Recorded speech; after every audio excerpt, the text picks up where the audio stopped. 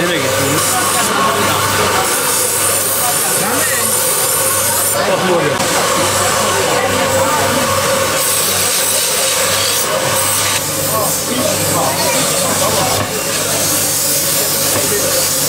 Bir tane burada var. Senden de 3 numarayı bul gel.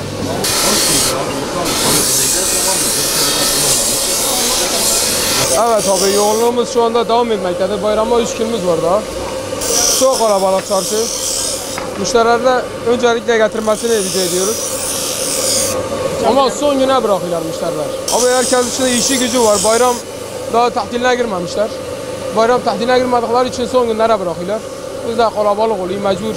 Ama içeride parçalarımız var. Bir önceden sabah 7'den akşam gece 12'ye kadar devam ediyor abi. Çok şükür abi. Müşteri yoğun biraz. Bu aralar yoğun. Abi şeyler bıçaklar 15 lira biliyor.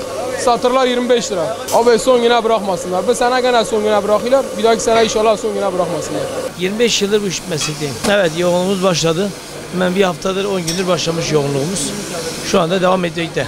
Ya bıçak bilemek için yani işi eline, profesyoneline bıçakçıya vermeleri tercih etmeleri lazım.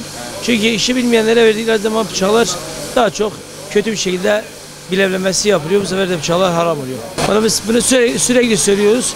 Son günlere kalmayın. Son günlere kalmayın. Bunu sürekli söylüyoruz. Son günlere kalanlar vatandaşlarımıza diyorum ki hiç keskilemeden uğraşmayın.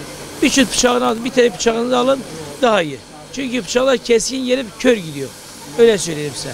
Valla çok şükür, Allah'ım ne kadar şükür etse azdır. Hayırlı bayramlar ümmet Muhammed'e olsun inşallah. Şu anda işte kesinleme oluyor. Daha satış planı yok. İnşallah hayırlısından olur. Hayırlı bayramlar ümmet Muhammed'e. Hayırlı bayramlar olsun. Son güne bırakmasınlar. Yazık yani. Hem biz mağdur oluruz hem genel.